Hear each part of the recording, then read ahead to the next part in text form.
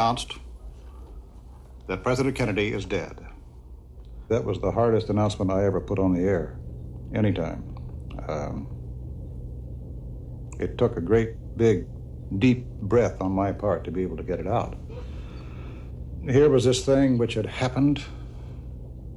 You knew it was true, and yet there was this great reluctance to announce it as a fact, and yet it had to be done. It was something like 15 or 20 minutes later before the wires came through with the announcement that the president had died. Here was another great bit of awful agony in waiting out confirmation. You were fearful of having reported the death too soon, and on the other hand, you were hoping that maybe you had been wrong after all, but yet knowing that you couldn't be. Politics, as much as anything, were a part of Studio 9, and they echoed again through here from San Francisco's Cow Palace, where the Republicans were nominating Senator Barry Goldwater as their presidential candidate. I was there at the convention, my 15th, keeping track of the tally. Mr. Chairman, humbly grateful that we can do this for America. South Carolina cast 16 votes for Senator Barry Goldwater to take him over the top. And up in the air go hats, pillows, cushions, placards, sailing into the air, the final demonstration on this night of nominations, just as we had expected, South Carolina did it and put him over. It's the Goldwater party now. Barry Goldwater is the Republican candidate for the presidency, and they're unrolling a big banner down there in one of the delegations in those gold letters, Arizona's Barry is America's future. It takes 3 men to hold that one. The Republican Convention of 1964, the last one to go through this Studio 9. As we say goodbye to the one room that has been headquarters and home to all CBS News correspondents, 3 of them tell us what it has meant to them. John Daly, H.V. Kaltenborn, and Edward R. Morrow. So I was brung up in this room, and I really was. I learned much of my trade here. Very often we tend to forget that the days which culminated on December 7th in the attack on Pearl Harbor really were the days when we first put together what is now the great electronic news fraternity. And almost overnight, we built a tremendous organization. And one thing, I sit around this table, I think of the careers that started here. Men who came out of other disciplines in the communications field. Major George Fielding Elliott, who was our military analyst for so many years. Elmer Davis, Quincy Howe. That great CBS staff got its basic training right at this table in Studio 9. Well, Bob, I feel that it was a great opportunity for radio, and I'm only happy that I was one of the minor instruments in voicing it for the American people. Any accomplishment like that makes us feel that we have not lived in vain. Very difficult to put it into words, Bob. I can remember it in the utmost detail. I know exactly where the leather couch was, how you used to swing that microphone around sort of 3/4 angle. I'm wondering about your new quarters. I haven't seen them, but I'm wondering if they will make it any easier to know what to say and how to say it. I rather doubt it, no matter how fancy they are. What do you think? I doubt it very, very much. Very much. Now that we have come to the end of our look backward, one point stands out. How much of the history of 3 decades went through this studio? How little of it we have been able to bring back in this space of time. So many broadcasts, so little time to remember them. Let us salute the words that, because time cannot be expanded, were not spoken again on this broadcast today. As the electric current dies and the microphones grow cold, as the lights are switched off and the soundproofing comes off the walls, as Studio 9 itself passes into the history of our times.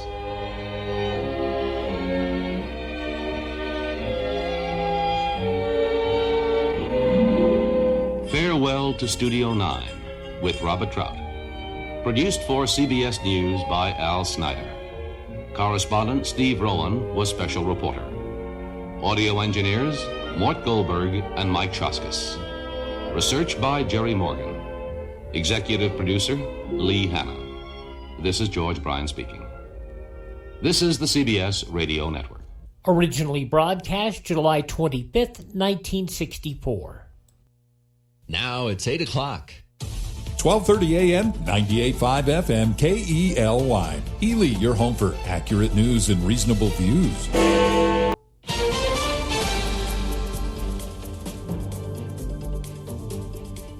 This is CBS News on the Hour with our team of reporters around the country and the world. In Los Angeles, in Chicago, in New York, in Washington, at the Kennedy Space Center, at the Foreign Desk in London, on the Champs-Élysées in Paris, Wiesbaden, Frankfurt, Weimar, Jena, and beyond, at the Vatican, in Athens, in Kyiv, in Moscow, in Jerusalem, in Amman, Jordan, in Baghdad, in Logar Province, which is just south of Kabul, in Islamabad, Pakistan, in Beijing, in Seoul, in Tokyo. And I'm Christopher Cruz from the Douglas Edwards Room at CBS News headquarters.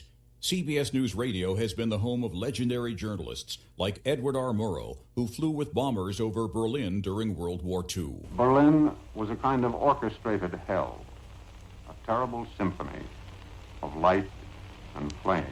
CBS News Radio brought the news into your home from the lunar landing. The moon age began less than 2 hours ago when American astronauts radioed from the moon, the Eagle has landed. To the Challenger disaster. Debris falling out of the sky, falling slowly, painfully, tragically slowly toward the Atlantic Ocean.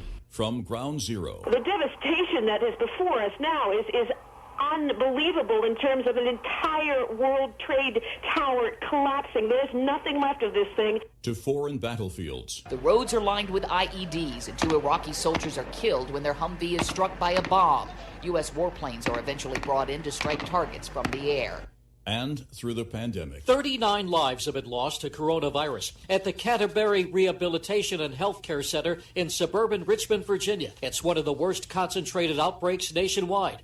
The famed CBS newsman Marvin Kalb said he always tried to be on the World News Roundup, a program started here that created the modern news format. Every time that I could do a piece for the Roundup, I felt honored. It wasn't just a job, it was a calling.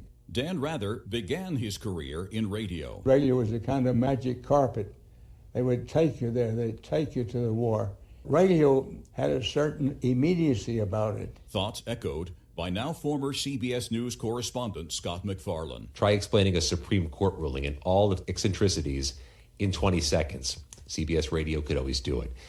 The biggest, the smallest, everything was told efficiently, conversationally. It's really what's the best of social media now. And now, for all of us at CBS News Radio, for the last time, this is CBS News. Every Sunday, moderator Margaret Brennan goes face-to-face with top leaders to make you better informed. Face the Nation, Sunday on CBS and streaming on Paramount. We all hear the radio ads about the IRS. They tell you to be afraid, to be scared, and they try to frighten you into calling. I'm not here to do that. Tax Relief Advocates is different. TRA is here to tell you that if you owe money to the IRS, whether it's $5,000, $50,000, or $500,000, we have a solution. It doesn't matter if you're sitting in your car, at work, or with your kids. No matter where you are, call now. 800-507-9701. Don't lose hope. TRA can eliminate or reduce what you owe to the IRS. Generous programs are now available that can give you a fresh start. Our passion is taxes and helping individuals fix their IRS problems. We have over 1,000 5-star reviews on Google and an A+ with the Better Business Bureau. You don't need to be afraid of the IRS any longer. End your tax nightmare today by visiting us online at TRA.com or call 800-507-9701. That's 800-507-9701. Tax Relief Advocates. Real solutions for real people. As CBS News Radio comes to an end, we borrow a page from CBS News Radio correspondent and anchor Robert Trout and his tribute to our first home, Studio 9. It's just a soundproofed room, 15 by 20, surrounded on 2 sides by glass-encased control rooms. On the third, it looks out into the clutter of the CBS newsroom. It's not the handsomest radio studio, not the most modern, not lovely at all. But for those who have worked here, it has a charm all its own. We shall miss it. For all of us at CBS News Radio, the hundreds of affiliated radio stations, and the millions of listeners. This is CBS News. This is Edward Murrow speaking from Vienna. This is CBS News. This is CBS News. This is CBS News. This is CBS News. This is CBS News. For the final time, I have the privilege to say, I'm Christopher Cruz, CBS News. KELY. A beautiful White Pine County weekend ahead. There will be some precipitation to our north. It should not come anywhere near this far south. We will see clouds, though, with a high of 78. Clouds will end overnight, the low around 42, with a sunny sky on Wednesday and Memorial Day Monday. The high 80 degrees on Sunday, 79 on Memorial Day, before we have showers and wind roll in on Tuesday. The latest world news and local weather at the beginning of every hour. Bulletins at once on your station for accurate news and reasonable views. KELY. The following program has been previously recorded for broadcast at this time. Columbia now presents a special broadcast.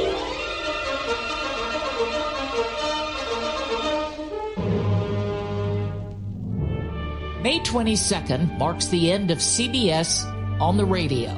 Over its nearly 100 years, CBS has helped define the sound of America.